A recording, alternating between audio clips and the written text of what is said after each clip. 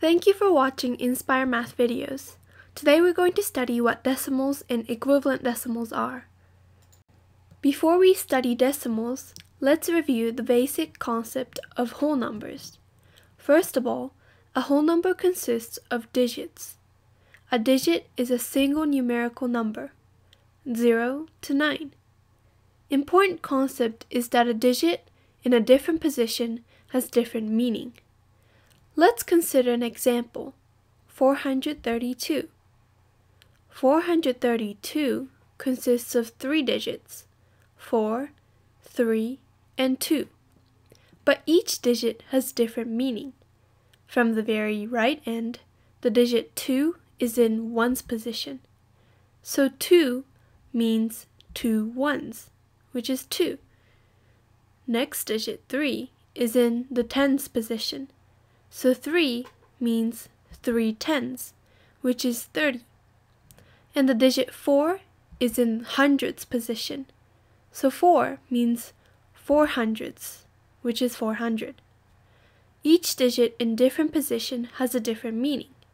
By the way, any whole number can be changed to a decimal by adding a decimal point at the very end. For example, 432 is the same as 432 with a decimal point. Now let's look at decimals. For example, 2.718. This decimal has 4 digits, 2, 7, 1, and 8. Just like a whole number, each digit in a different position has different meaning. Let's study each position. The digit 2 is in the ones position, and the period is a decimal point. We just call it a point. The digit 7 is in the 10th position. The digit 1 is in the 100th position. The digit 8 is in the thousands position. We pronounce digits on the right side of the decimal point as numbers only. So we call this example as 2.718. Now let's consider the meaning of those digits. From very right end, the digit 8 is in the thousandths. This means 8 thousandths, which is 0.008. Since the digit 1 is in the hundredths, it means 1 hundredth, which is 0.01. Because the digit 7 is in the tenth, it means 7 tenths, which is 0.7. Lastly, since the digit 2 is in the ones position, it means 2 ones, which is 2. Let's look at equivalent decimals. Equivalent decimals have the same value. Let's consider a square whose total value is 1 and separate it to 10 parts and fill 7 of them. This means 7 tenths. Now let's consider a square whose total value is 1 again and separate it to 100 parts and fill 70 of them. This means 70 hundredths. As you can see in the diagram, 7 tenths is equal to 70 hundredths.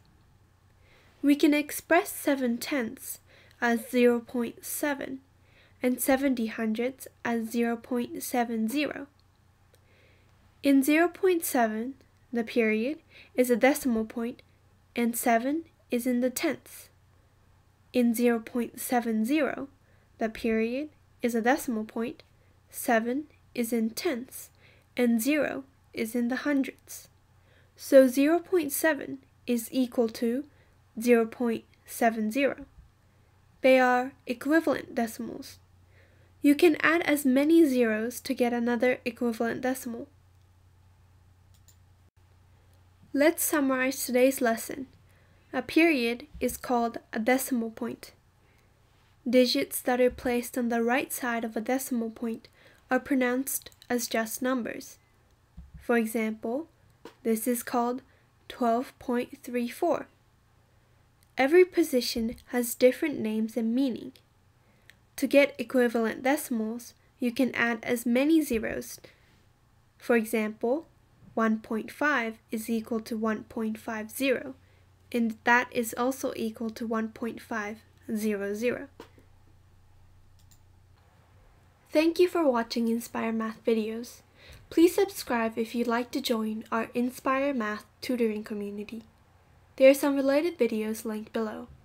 Thank you and have a good one.